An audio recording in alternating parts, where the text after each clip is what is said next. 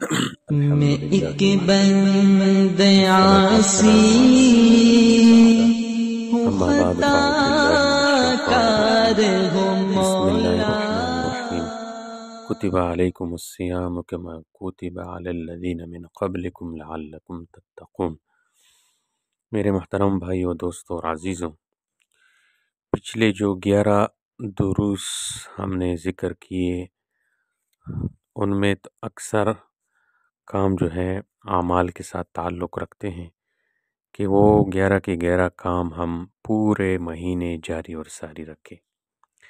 ان میں جو سب سے اہم عمل تھا وہ روزہ ہے۔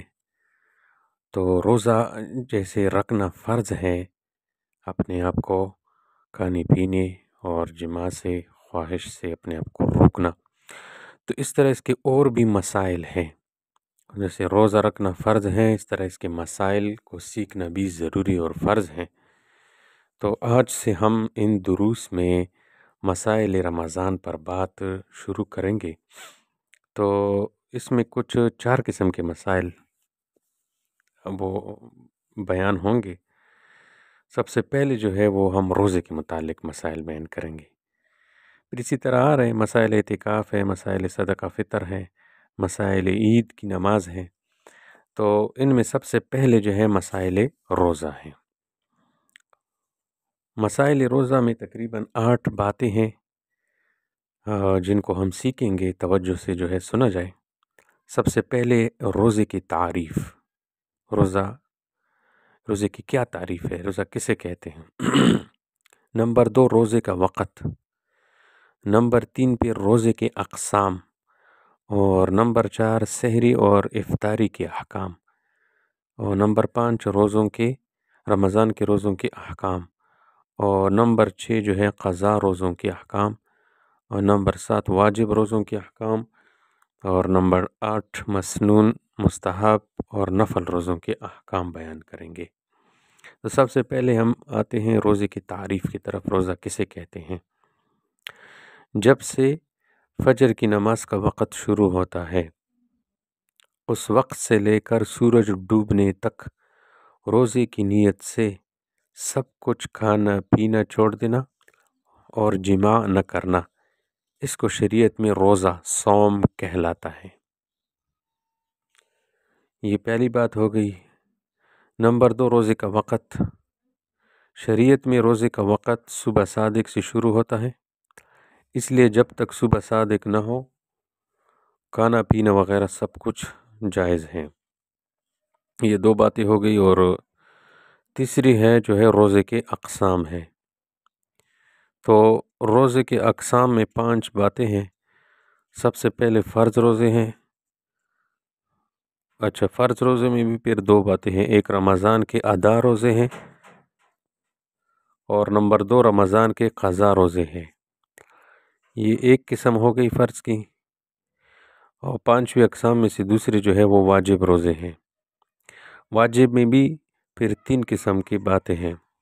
نمبر 1 نظر کے روزے، خواہ نظر معین ہو یا غیر معین ہو، اور نمبر 2 نظر معین اور توڑی ہوئی نفلی روزوں کی قضا، اور نمبر 3 کفارے کے روزے، یہ واجب روزوں کے متعلق ہوا۔ اور نمبر 3 مسنون روزے۔ مسنون روزے مثلاً عاشورہ کا روزہ، 7 9ویں یا 11ویں تاریخ کا روزہ بھی، تاکہ یہود کے ساتھ مشابہت نہ ہو۔ نمبر 2 عرفہ، یعنی ذی الحجہ کے 9ویں تاریخ کا روزہ، اور نمبر 3 ہر ماہ ایامی 20 کے روزے، یعنی ہر قمری مہینے کی 13 14 15 تاریخ کے روزے۔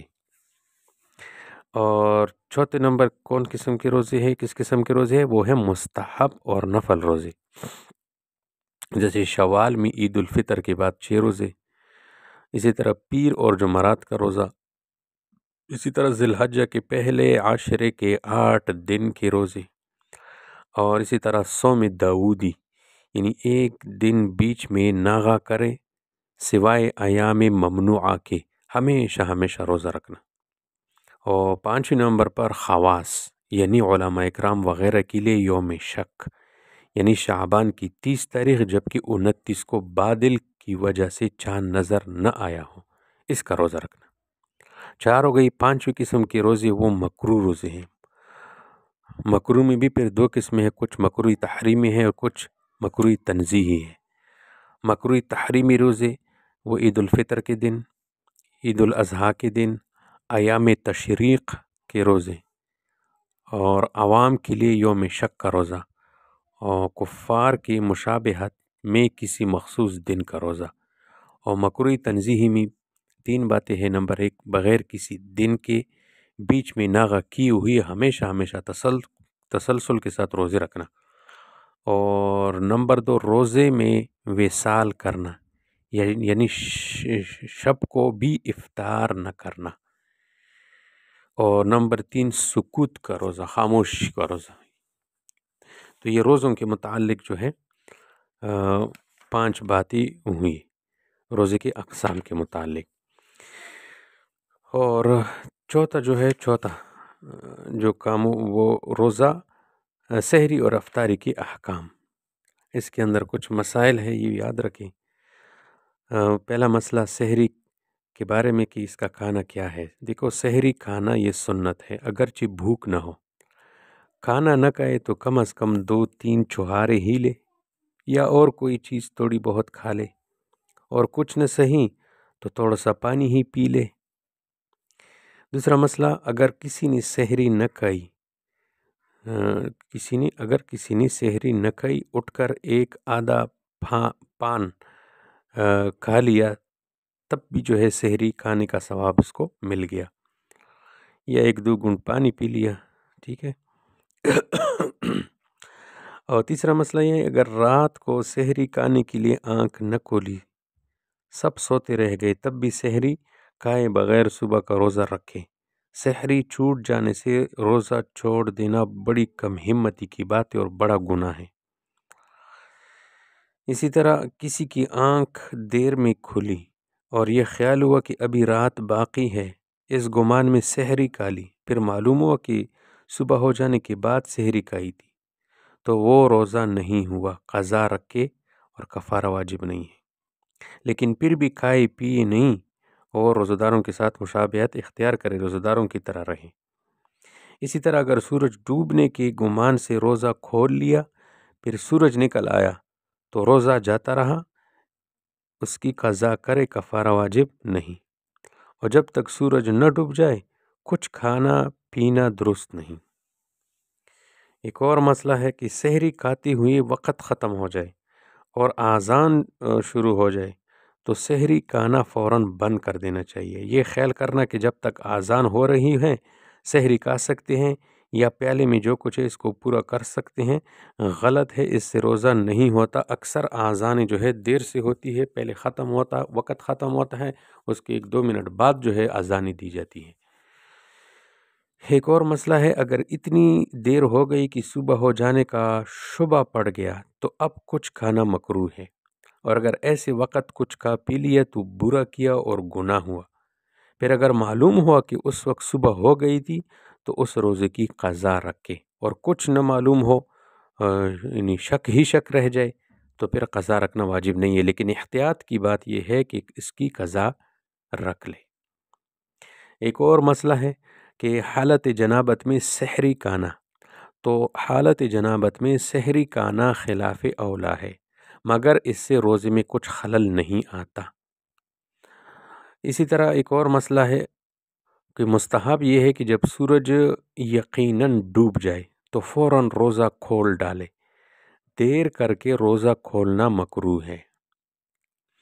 اسی طرح بادل کے دن ذرا دیر کر کے روزہ کھولے، تھوڑا صبر کر لے، جب خوب یقین ہو جائے کہ سورج ڈوب ہو گیا تب افطار کریں، اور صرف گھڑی پر کچھ اعتبار نہ کرے جب تک کہ آپ کا دل گواہی نہ دے، کیونکہ گھڑی شاید کچھ غلط ہو گئی ہو۔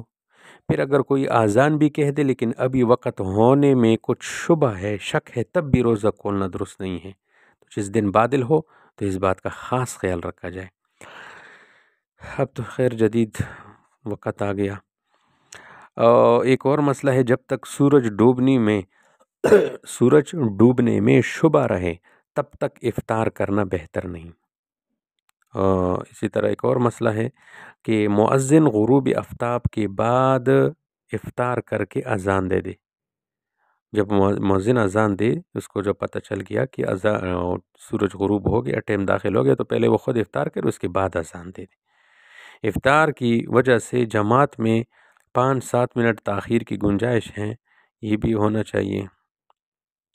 اسی طرح ایک اور مسئلہ ہے، چھہارے سے روزہ کھولنا، یہ بہتر ہے، یا اور کوئی میٹھی چیز ہو اس سے کھولے، وہ بھی نہ ہو تو پانی سے افطار کرے۔ بعض لوگ نمک سے افطار کرنے میں ثواب سمجھتے ہیں، یہ غلط ہے۔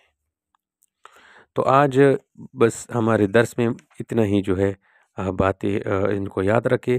ہم نے روزے کی تعریف کی، پھر نمبر 2 روزے کا وقت بتایا، نمبر 3 روزے کی اقسام بتائے، اور نمبر 5 سحری اور افطاری کی کچھ مسائل بتائے۔ اس کے بعد جو 5واں 6واں 7واں 8واں جو رہ گیا، وہ انشاءاللہ کل کے درس میں ہم بیان کریں گے پھر انشاءاللہ۔